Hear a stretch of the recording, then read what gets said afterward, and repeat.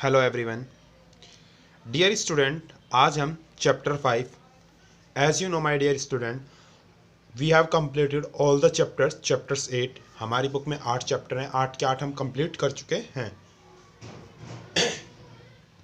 Today student, अब student हम revision start करेंगे। From today itself we have to revise our syllabus. अब हम अपना सिलेबस रिवाइज करना स्टार्ट करेंगे। तो स्टूडेंट, सबसे फर्स्ट हम चैप्टर 5 से अपनी स्टार्टिंग करते हैं रिवीजन की, क्योंकि हमारे एग्जाम्स भी हैं तो हम रिवीजन कर लेते हैं। चैप्टर 5 है हमारा advance formula and functions in MS Excel 2010। Chapter का नाम है advance formula and functions in MS Excel 2010। Advance formula and function in MS Excel 2010। Excel में हम क्या करते हैं, मेनली किस लिए हम एक्सेल का यूज़ करते हैं। As you know my dear student, Excel का यूज़ हम करते हैं कैलकुलेशन करने के लिए, शॉर्ट करने के लिए किसी भी डेटा को। इन सब चीज़ों के लिए हम एक्सेल का यूज करते हैं मेनली। एक्सेल से हम किसी भी डेटा को शॉर्ट कर सकते हैं, एनालाइज कर सकते हैं, इन्फॉर्मेशन को एनालाइज कर सकते हैं, इन्फॉर्मेशन को शॉर्ट आउट कर सकते हैं। उस सभी चीज़ के लिए हम एक्सेल का यूज़ करते हैं। तो अब हम एक्सेल के बारे में डिस्कस कर लेते हैं। हमारी फर्स्ट मैंने बताया जैसे कि हम एक्सेल से कोई भी कैलकुलेशन कर सकते हैं। एक्सेल में हमारे दो तरह के डेटा होते हैं, टैक्स और न्यूमेरिक। टैक्स होते हैं जो भी हमारा A to Z जो भी हमारे अल्फ़ाबेट्स होते हैं वो सारे के सारे हमारे टैक्स के अंदर आते हैं। न्यूमेरिक डेटा कौन से होते हैं, न्यूमेरिक होते हैं हमारे जैसे 0 से 9 जो हमारे नंबर्स होते हैं वो हमारे न्यूमेरिक डेटा के अंदर आते हैं। इसके अंदर अब हम क्या पढ़ेंगे, टाइप्स ऑफ रेफरेंस। सबसे फर्स्ट हेडिंग है हमारे टाइप्स ऑफ रेफरेंस। रेफरेंस क्या होता है? Cell referencing help us to identify the behavior of cell address in formula when it's copied from one cell to another. Cell reference help करता है हमारी identify करने में बिहेवियर और सेल एड्रेस को। सेल रेफरेंस क्या करता है, हेल्प करता है आइडेंटिफाई करने में बिहेवियर और सेल एड्रेस को इन फॉर्मूले के अंदर when it copies from one cell to another, जब कॉपी करा जाए उसे एक सेल से दूसरी सेल के अंदर। तो सेल रेफरेंस क्या करता है, सेल रेफरेंस हेल्प करता है आइडेंटिफाई करने में, किसको आइडेंटिफाई करने में, बिहेवियर को आइडेंटिफाई करने में, सेल एड्रेस में। फॉर्मूला जब कॉपी करा जा रहा हो कहाँ से, एक सेल से अनदर सेल में, one cell to another cell, उसमें कौन हेल्प करता है, हमारा सेल रेफरेंस हेल्प करता है जब हम कॉपी करते हैं डेटा को एक सेल से अनदर सेल में। In M S Excel 2010, M S Excel 2010 में क्या है, cell reference is of 3 type. Cell reference 3 type का बताया है एम एस एक्सेल 2010 के अंदर। रिलेटिव रेफरेंस, एब्सोल्यूट रेफरेंस, एक रिलेटिव दूसरा absolute and third one is mix reference.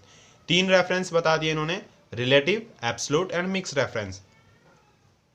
तो अब हम पढ़ते हैं every cell is made up of column part and row part. हर एक सेल किससे बनी हुई होती है, कॉलम पार्ट और रो पार्ट से। उसमें क्योंकि कॉलम का पार्ट भी है और रो का पार्ट भी है, क्योंकि सेल की डेफिनेशन क्या होती है, cell where row and column intersect is called cell. जहां रो और कॉलम दोनों इंटरसेक्ट कर जाती हैं उसको ही हम सेल बोलते हैं। Which is the address of the cell, जो एड्रेस ऑफ द सेल होगा, the cell is called relative. जो सेल है उसको क्या बोलते हैं, relative. When both part are not fix, जब उसके दोनों पार्ट फिक्स नहीं हो। 2 पार्ट होते हैं हमारी सेल के, एक रो और एक कॉलम। जब उसके दोनों पार्ट फिक्स ना हो तो सेल क्या होगी, रिलेटिव होगी। It is called absolute when both part are fix, जब उसके दोनों पार्ट फिक्स कर दिए जाएं, कॉलम भी और रो भी, तो वो क्या होगी, एब्सोल्यूट होंगी। जब फिक्स नहीं है तो वो रिलेटिव रेफरेंस में रिलेटिव है, जब वो फिक्स है तो वो एब्सोल्यूट है। A cell is called mix when only one out of them is fix. एक सेल को कब मिक्स बोला गया, एक सेल मिक्स हो सकती है हमारी, कब मिक्स हो सकती है, जब उनमें एक को फिक्स कर दिया गया हो, उनमें एक को फिक्स कर दिया गया हो। क्योंकि रो को या तो रो को फिक्स कर दिया गया हो या कॉलम को फिक्स कर दिया गया हो, तो हमारी एक सेल क्या होती है, एक सेल हमारी मिक्स हो जाती है। A cell is called mixed when only one out of them is fix. जब एक उनमें से फिक्स कर दी जाए तो एक सेल क्या हो जाती है, मिक्स हो जाती है, जब उनमें से एक को फिक्स कर दिया जाए। Next one is relative reference. अगला है हमारा रिलेटिव रेफरेंस। रिलेटिव रेफरेंस क्या होता है, in relative referencing the formula is in the copied cell. जो रिलेटिव रेफरेंस है उसमें फॉर्मूला क्या होता है, copied cell change as per the change in the cell pointer position. जो रिलेटिव रेफरेंस है उसमें फॉर्मूला कॉपी करा जाता है सेल चेंज से। जैसे सेल चेंज हुई तो as per the change in the pointer position, जैसे पॉइंटर की पोजीशन चेंज हुई तो सेल का अपने आप ऑटोमेटिकली चेंज होना, ये होता है हमारा रिलेटिव रेफरेंस में। The formula for the cell reference change automatically, जो फॉर्मूला लगाते हैं सेल रेफरेंस में वो ऑटोमेटिकली चेंज हो जाता है। मैंने बताया जिसके अंदर रो पार्ट और कॉलम पार्ट फिक्स नहीं होता है, जब हम किसी सेल के अंदर रो पार्ट और कॉलम पार्ट को फिक्स नहीं करते हैं तो तब हमारा कौन सा रेफरेंस होता है, तब हमारा होता है रिलेटिव रेफरेंस। वही बात इन्होंने बोली है, जब एक सेल से हम दूसरे में चेंज करते हैं तो वो ऑटोमेटिकली फॉर्मूला चेंज हो जाए तो उसको बोलते हैं relative reference. One part two another part जब वो चेंज होता है तो उसको बोला जाता है रिलेटिव रेफरेंस, जब फॉर्मूला ऑटोमेटिकली चेंज हो जाए। Automatically change if you copy the formula across the row down और कॉलम डाउन, अगर आप कॉपी करो उसी फॉर्मूले को रो डाउन और कॉलम डाउन, आपने एक फॉर्मूला लगाया किसी पर्टिकुलर सेल के अंदर, आपने फॉर्मूला इंसर्ट करा, उसी फॉर्मूले को आप कॉपी डाउन कर रहे हो नेक्स्ट रो में या नेक्स्ट कॉलम के अंदर, आप उस फॉर्मूले को यूज कर रहे हो, यूटिलाइज कर रहे हो, उसको कॉपी डाउन कर रहे हो, तो वो ऑटोमेटिकली चेंज हो जाए। मतलब कि जैसे आपने ये आपका दे रखा है एग्जांपल, इसमें आप यहाँ इनका टोटल निकाल रहे हो तो टोटल में आपने इसका एक का टोटल निकाला, आपने इसका टोटल करा, इसी फॉर्मूले को आप कॉपी डाउन कर रहे हो, कॉपी डाउन कर रहे हो तो आप ये अपने आप ऑटोमेटिकली चेंज हो जाए। जैसे जैसे इनका टोटल आना चाहिए उसके अकॉर्डिंग इनका टोटल सही आए, ऑटोमेटिकली चेंज होकर इनका टोटल आ जाए, सही होकर इनका टोटल आ जाए, तो उसी को बोला जाता है, क्या बोला जाता है, रिलेटिव रेफरेंस। जैसे चेंज करा सेल को, फॉर्मूला इज ऑटोमेटिकली चेंज्ड।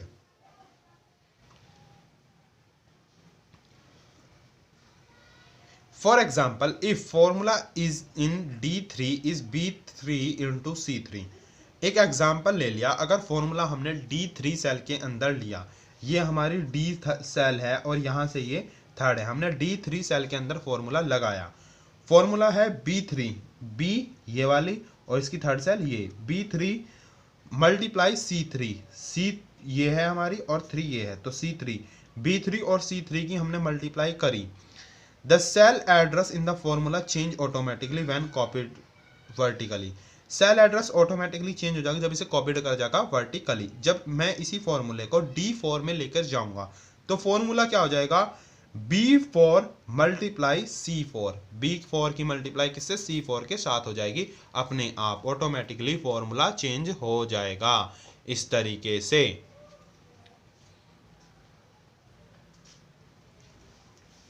अब हम एब्सोल्यूट रेफरेंस की बात करेंगे कि एब्सोल्यूट रेफरेंस क्या होता है, क्योंकि हमने पढ़ लिया है कि रिलेटिव रेफरेंस क्या होता है।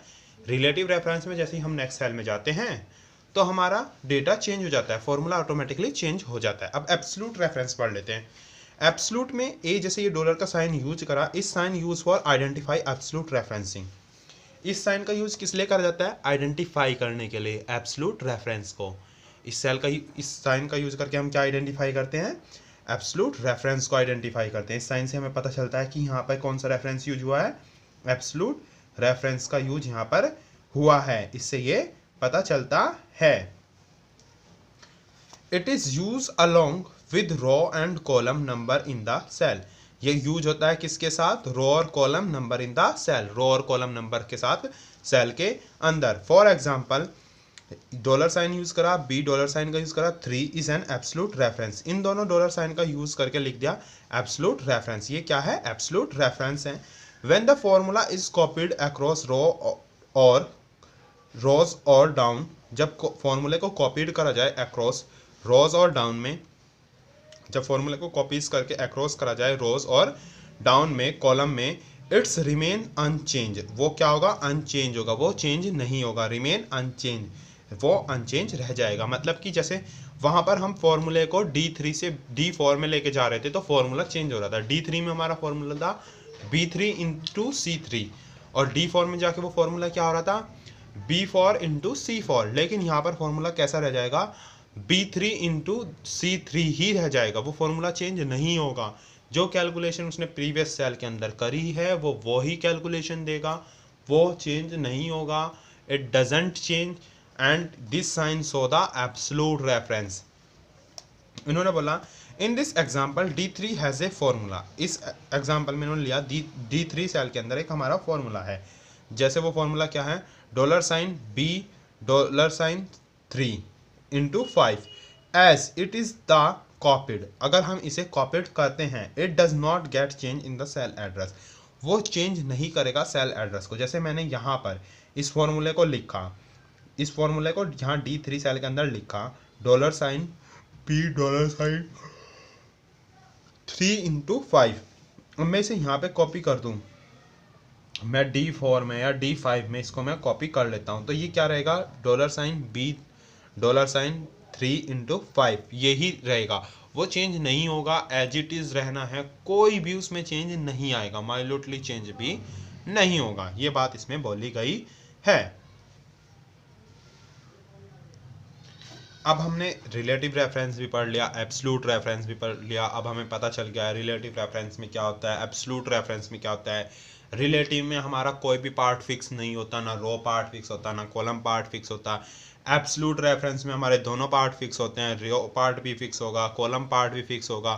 अब ये दोनों हमें समझ में आ गए हैं। डिफरेंस कोई हमसे पूछने लगे रिलेटिव रेफरेंस और एब्सोल्यूट रेफरेंस का, तो हम बता सकते हैं कि रिलेटिव रेफरेंस में कोई फिक्स नहीं होता, एब्सोल्यूट रेफरेंस में फिक्स होता है। रिलेटिव रेफरेंस में जैसे ही हम नेक्स्ट सेल पर डाउन करते हैं तो वो फॉर्मूला ऑटोमेटिकली चेंज हो जाता है। एब्सोल्यूट रेफरेंस में नेक्स्ट सेल पर जाने के बाद वो ऑटोमेटिकली चेंज नहीं होता है। हम एडवांटेज डिसएडवांटेज भी बता सकते हैं, जैसे कि ऑटोमेटिकली चेंज होना एक एडवांटेज है रिलेटिव रेफरेंस के अंदर, एब्सोल्यूट रेफरेंस की डिसएडवांटेज हो सकती हैं। इसी तरीके से अब हमें इनकी डिटेल नॉलेज है, हमें पता है रिलेटिव रेफरेंस क्या होता है, एब्सोल्यूट रेफरेंस क्या होता है। अब हम नेक्स्ट डिस्कस कर लेते हैं, जो नेक्स्ट इज हमारा मिक्स्ड रेफरेंसिंग। मिक्स्ड रेफरेंसिंग क्या होती है, मिक्स्ड रेफरेंस क्या होता है। In this $sign should appear either with the column number. इसमें क्या होता है, हमारा $sign अपीयर होगा या तो कॉलम नंबर या फिर रो नंबर के साथ। In this $sign should appear either the column number और द रो नंबर। इसमें हमारा या तो कॉलम नंबर के साथ होगा या फिर रो नंबर के साथ होगा $sign। For example $B3 is a mix cell referencing. Example के लिए ले लिया, $B3 क्या है, हमारा मिक्स सेल रेफरेंसिंग है। कंटेनिंग एन एब्सोल्यूट कॉलम, जो कंटेनिंग करता है क्या, absolute column, and a relative row, और क्या करता है रिलेटिव रो को, and $3 has a relative column, $3 has a relative column, ये एक रिलेटिव कॉलम है, एंड एन एब्सोल्यूट रो, और क्या है, एब्सोल्यूट रो है। ये हमारा इसके अंदर बता दिया। मतलब मिक्स रेफरेंस में क्या होता है, या तो हमारा कॉलम का पार्ट फिक्स कर दिया जाएगा, रो का हम फिक्स नहीं करने के, या हमने रो का फिक्स कर लिया तो कॉलम का हम फिक्स नहीं करने के। ये होता है हमारा रिलेटिव रेफरेंस में, सॉरी मिक्स रेफरेंस में। एक पार्ट फिक्स कर लिया जाता है, दूसरा अनफिक्स होता है। मतलब रो का पार्ट फिक्स कर लिया तो कॉलम का फिक्स नहीं है, कॉलम का फिक्स कर लिया तो रो का फिक्स नहीं है। In MS Excel 2010 formula use relative referencing by default।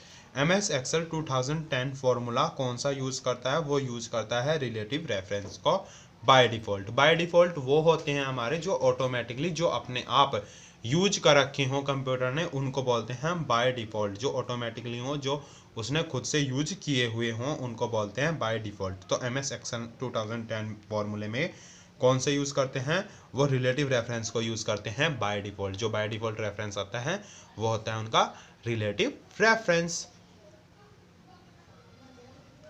अब है यूजिंग फंक्शंस। फंक्शंस को यूज करना सिखाया गया है, तो हम फंक्शंस को कैसे यूज़ करेंगे। There are various function available, बहुत सारे फंक्शन अवेलेबल होते हैं इन MS Excel। MS Excel में बहुत सारे फंक्शन अवेलेबल हैं that can be applied to a cell और ए रेंज ऑफ सेल, जिसको अप्लाइड करा जाता है सेल के लिए या रेंज ऑफ सेल के लिए। There are various function available in MS Excel that can be applied to a cell और a range of cell to produce quick output. वो क्या करने के लिए, प्रोड्यूस करने के लिए क्विक आउटपुट को। बहुत सारे हमारे फंक्शन अवेलेबल हैं MS Excel में जो अप्लाइड करते हैं सेल और range of cell to produce quick output, quick output को प्रोड्यूस करने के लिए। These are predefined command such as, ये प्री डिफाइंड कमांड है जैसे कि ऑटोसम, ये प्री डिफाइंड कमांड किसको बोलते हैं? वो कमांड जो हमने पहले से ही डिफाइन कर दी हो, जिनका हमें पहले से ही पता है, जो मेनली यूज करी जा रही हैं वो हमने प्री डिफाइन कर दी। प्री डिफाइन में जो हमारी पहले से डिफाइन है, जैसे कि ऑटो सम। ऑटो सम में हमारे बहुत सारे फॉर्मूले मिलते हैं जिनकी हेल्प से हम ऑटोमेटिकली सम कर सकते हैं। जैसे कैलकुलेशन के हमारे बहुत सारे फॉर्मूले होते हैं, सम का, एवरेज का, टोटल का, परसेंटेज का। वो सारे फॉर्मूले हमारे कहाँ मिल जाते हैं? ऑटो सम के अंदर मिल जाते हैं, जो पहले से प्री डिफाइन कर रखे हैं हमने। ऑटो सम का ये हमारा जो होता है, इसे शो करते हैं ऑटो सम। इस साइन को, इस सिंबल को हम इंग्लिश में बोलते हैं समेशन, और वैसे बोलते हैं हम हिंदी में सिग्मा। तो सिग्मा के अंदर यहाँ पर इस पर हम क्लिक करेंगे ऑटो सम में, तो हमारे बहुत सारे फॉर्मूले ये शो करता है। हम उन फॉर्मूले को डायरेक्टली यूज़ कर सकते हैं। हम उन फॉर्मूले को टाइप करने की रिक्वायरमेंट नहीं होती। अगर हमें वो फॉर्मूले यूज़ करने हैं तो हम ऑटो सम से यूज़ कर सकते हैं। अगर हमें पता है, फॉर्मूले याद हैं, तो वेल एंड गुड, बहुत अच्छी बात है। अगर याद नहीं है, नहीं पता है, तो हम ऑटो सम के अंदर से भी यूज़ कर सकते हैं, जो इसमें कुछ लिमिटेड फॉर्मूले अवेलेबल्स होते हैं, जैसे मैक्सिमम का, मिनिमम का, सम का, का, एवरेज का। ये फॉर्मूले इसके अंदर पहले से अवेलेबल होते हैं, प्री डिफाइन कर रखे हैं। दूसरा बोला है रिसेंटली यूज। रिसेंटली यूज, ये जो सेकंड ऑप्शन है इसमें रिसेंटली यूज, जब हम इस बटन पर क्लिक करते हैं तो ये रिसेंटली यूज जो हमने इसमें रिसेंटली यूज करा है, जो हमने अभी यूज करा है, कोई सीट चलाई है, वो सब इसके अंदर शो हो जाती हैं कि हमने रिसेंटली क्या यूज करा है। फिर है फाइनेंशियल। फाइनेंशियल, इस जो ये सिंबल दे रखा है, इस बटन पर अगर हम क्लिक करते हैं तो ये फाइनेंशियली दिखा देता है कि हमने फाइनेंशियल क्या क्या इसमें परफॉर्म किया है। उसके बाद है नेक्स्ट लॉजिकल। लॉजिकल, ये जो हमारा लॉजिकल का सिंबल दे रखा है, इसके अंदर ये लॉजिकल दिखा देता है, equal to, not equal to, greater than और इक्वल टू, लेस देन और इक्वल टू, व्हाट। ये सब इसमें हमारे लॉजिकल के अंदर परफॉर्म हो जाते हैं, लॉजिकल के अंदर दिखाते हैं जितने भी लॉजिकली होते हैं। फिर है हमारा टैक्स। टैक्स के अंदर हमारे टैक्स से रिलेटेड दिखाए जाते हैं, जो भी हमारा टैक्स से रिलेटेड जो भी डॉक्यूमेंट या जो भी कुछ हमें टैक्स से रिलेटेड करना है। फिर है date and time. Date and time, ये हमारा डेट और टाइम का है, इसके अंदर हमारे डेट और टाइम से रिलेटेड सारी प्रॉब्लम्स का सॉल्यूशन मिलता है। फिर आता है हमारा लुकअप एंड रेफरेंस। लुकअप और रेफरेंस ये वाला है हमारा, इसमें लुकअप और रेफरेंस से रिलेटेड जो भी आपकी प्रॉब्लम्स हैं, उनके सॉल्यूशंस वगैरह आपके इसके अंदर मिलते हैं, लुकअप्स और रेफरेंस के अंदर। फिर है मैथ्स एंड ट्रिक। मैथ्स और ट्रिक के अंदर आपके मैथ्स से रिलेटेड मिलते हैं, एंड मैनी मोर। और बहुत सारे आपके इस तरीके के ऑप्शन होते हैं जो एक्सेल के अंदर आपको देखने को मिलेंगे। जब भी आप एक्सेल यूज़ करते हैं तो आपको बहुत सारे ऑप्शन देखने को मिलेंगे। अब these function are available in function library group of formula tab on the ribbon. इसने बोला ये जितने भी फंक्शन हैं वो सारे के सारे फंक्शन अवेलेबल होंगे, कहाँ पर अवेलेबल होंगे? Function library group formula tab पर। ये सारे फंक्शन अवेलेबल होंगे, कहाँ अवेलेबल होंगे? Function library group of formula tab on the ribbon. ये सारे function library group of formula tab on the ribbon पर होंगे। There are some basic point to be remember. कुछ बेसिक पॉइंट हैं जो रिमेंबर करने हैं while using function in MS Excel. जब हम यूज करते हैं फंक्शन को MS एक्सेल को के अंदर, तो हमारे कुछ बेसिक से फंक्शन हैं जिसको हमें याद रखना होगा। कुछ बेसिक फंक्शन परफॉर्म करे जाते हैं जब हम यूज करते हैं MS एक्सेल के अंदर। जैसे कि अब यहाँ पर आ गया है function name and argument. Function name and argument are actually two part of all function. Function name और आर्ग्यूमेंट क्या होते हैं? फंक्शन नेम और आर्ग्यूमेंट दो पार्ट्स हैं, किसके? फंक्शन के। फंक्शन के ही पार्ट हैं हमारे फंक्शन नेम भी और आर्ग्यूमेंट भी। Generally all argument are started with simple bracket. Generally हमारे जितने भी आर्ग्यूमेंट करे जाते हैं वो स्टार्ट होते हैं किससे? सिंपल ब्रैकेट से वो स्टार्ट करे जाते हैं। A function should always start with a sign. इस फंक्शन हमेशा इस साइन से स्टार्ट करा जाता है। जब भी हम कोई फंक्शन को परफॉर्म करते हैं, फंक्शन अप्लाइड करते हैं, तो वो इक्वल के साइन से स्टार्ट करा जाता है। Function commonly use in MS Excel. Function को कॉमनली कहाँ पर यूज करा जाता है? उनको MS एक्सेल के अंदर यूज करा जाता है। जितने भी हमारे फंक्शन होते हैं उनको मेनली कॉमनली यूज करा जाता है किसके अंदर? MS एक्सेल के अंदर। जैसे कि sum is use for adding up all the numbers in the range of cell. Sum का यूज किस लिए करते हैं? ऐड करने के लिए सारे नंबर्स को जो है रेंज ऑफ सेल में। रेंज ऑफ सेल के अंदर जितने भी हमारे आ रहे हैं उन सबको ऐड करने के लिए क्या यूज़ करा जाता है, सम का यूज़ करके हम ऐड कर लेते हैं जितने भी नंबर हमारे रेंज ऑफ सेल के अंदर आ रहे हैं। सिंटेक्स दे दिया is equal to sum, range और नंबर से सम दे दिया, सम लिखा, रेंज और नंबर लिखे। अब इसके बाद एक एग्जाम्पल भी दिया, एग्जाम्पल में जैसे लिख दिया इज इक्वल टू सम लिखा, A1 रेंज ली A1 से A6 तक। A1 A के अंदर देखो ये फर्स्ट सेल है, ये हमारी इसके अंदर फर्स्ट सेल है A और 1, इसका नेम है A1। तो A1 से A6, यहाँ पे हमारा 6 नंबर है तो A6, A1 से A6, A1 into A6 range लिए इसकी, गिव 94 एज एन आउटपुट। 94 कैसे दिया इसने, आउटपुट दिया। देखिए स्टूडेंट, ये A1 से लेके हमने नंबर्स इसमें हमें कैलकुलेशन करनी थी, जैसे हमने 14, 12, 10, 5, 8, 28, 25, ये हमने इसके अंदर सारी चीज़ें लिख दी, ये नंबर्स हमने लिख दिए। अब हमें ये कैलकुलेशन करनी थी, इनका टोटल निकालना था। हमने बताया सम का फंक्शन हम यूज़ करके, सम फॉर्मूला यूज करके हम इसका पता कर सकते हैं। तो मैंने क्या करा, is equal to some A1 ये वाली ली यहाँ से और यहाँ तक मैंने ये सारी सेलेक्ट कर ली A6 तक, तो इनका टोटल होकर आ गया 94। 7 सेल के अंदर 94 इसने दिखा दिया इसका, जो कि हमारा आउटपुट आना था। अब इसी तरीके से इन्होंने एवरेज करके भी दिखाया कि एवरेज कैसे होता है, तो वो एवरेज भी अब हम देखेंगे। एवरेज में देखिए, एवरेज यूज करते हैं calculating the average of all the numbers in the range of the cell. Average को कैलकुलेट करना सारे numbers in the range of cell, cell के रेंज के अंदर एवरेज निकालना सारे नंबर्स का। वो कैसे निकाला जाता है, जैसे कि syntax is equal to average, average लिखा, एवरेज के लिए एवरेज लिखेंगे। जब हमें टोटल करना था तो वहाँ हमने सम लिखा था, एवरेज रेंज और नंबर, वही बात है, रेंज या नंबर कर लो। और एवरेज A1 टू A6 निकाला, give as 18 as an output. देखिए ये हमारा एवरेज निकालना था 24, 11, 18, 19, 28 और 8, इन सब का हमें एवरेज निकालना था। तो हमने लिखा is equal to average A1 से A6 तक हमने सेलेक्ट किया, A1 टू A6 हमने सेलेक्ट किया। अब सेलेक्ट करने के बाद इसको ब्रैकेट को बंद करने के बाद हम एंटर कर देंगे तो एवरेज निकल के आ गया 18। आप स्टूडेंट इसे चेक भी कर सकते हैं। देखिए स्टूडेंट, एवरेज कैसे निकलता है, आप इन सारे नंबर्स को ऐड करिए। ये हमारे 6 नंबर है, 6 के 6 नंबर को ऐड करिए। ऐड करने के बाद उसे डिवाइड कर दीजिए 6 से। 6 नंबर हैं इसीलिए उसे डिवाइड किससे करेंगे, हम 6 से डिवाइड करेंगे। 6 नंबर को ऐड करा इन 6 के 6 को और उसे 6 से डिवाइड कर दिया। 6 से डिवाइड करने के बाद जो आपका आएगा वो ही आउटपुट है, और वो क्या आएगा आपका, वो आएगा 18, और 18 इज योर आउटपुट। इसी तरीके से हमने काउंट नंबर्स, मैक्सिमम, ये सब किया है इसके अंदर। तो जैसे कि काउंट नंबर किस लिए करते हैं, अब इसी तरीके से हमारा है काउंट नंबर। काउंट नंबर का यूज करा जाता है काउंटिंग करने के लिए number of cell in a range, जो नंबर ऑफ सेल हैं रेंज के अंदर उनको काउंट करने के लिए। जैसे कि इसका सिंटेक्स देखिए, syntax is equal to count range और नंबर्स, काउंट करना रेंज और नंबर्स को। एग्जाम्पल है is equal to count A1 से A6 करना है, तो A1 से A6 की हमने सारी सेल को सेलेक्ट करा, गिव द आउटपुट 5। ये देखिए ये आउटपुट 5 क्यों दे रहा है, क्योंकि हमने 5वीं जो हमारी सेल थी उसके अंदर हमने एक रेंज, एक नाम लिख दिया राजेश। तो राजेश को ये कैलकुलेट नहीं करेगा, तो इसने किसको कैलकुलेट करा, इन 5 नंबर को, क्योंकि हमने काउंट कराने कि कितने नंबर हैं।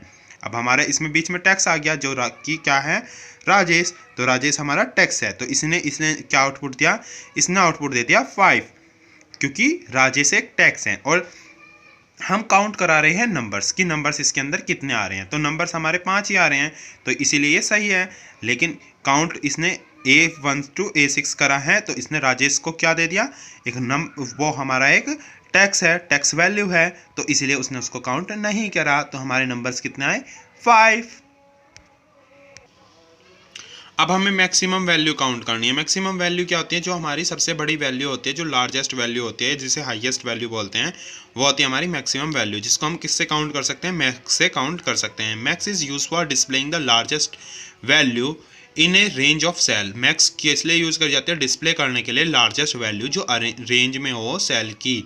मैक्स का यूज करते हैं हम डिस्प्ले करने के लिए लार्जेस्ट वैल्यू जो रेंज ऑफ सेल में हो एज ए आउटपुट, जिसका सिंटैक्स है is equal to max range और नंबर। मैक्स का यूज करते हैं हम रेंज और नंबर के लिए, एग्जाम्पल ले लिया इन्होंने, max A1 to A6 give 92 as an output. हमने इस नंबर्स में हमारी ये एक टेबल है जिसके अंदर हमें सबसे बड़ी वैल्यू देखनी थी, जिसमें हमारी वैल्यू हमने क्या क्या लिखी है, 83, 61, 38, 46, 92, 19, ये हमने वैल्यू इसमें लिखी हैं। अब हमें मैक्सिमम वैल्यू देखनी है कि किस सेल के अंदर सबसे बड़ी वैल्यू है, तो हमने फॉर्मूला लगाया equal to max A1 to A6, ये सेल के अंदर सेलेक्ट कर लिया। तो वैल्यू हमारी कौन सी थी, 92 थी, हमें दिख रही है, और ये भी आउटपुट में भी क्या आई हमारी 92 ही आई। Thank you student.